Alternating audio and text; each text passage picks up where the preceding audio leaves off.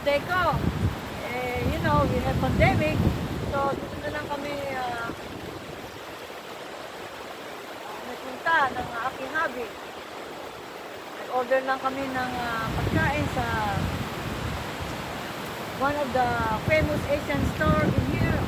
Famous restaurant. So, now we are here. Yeah.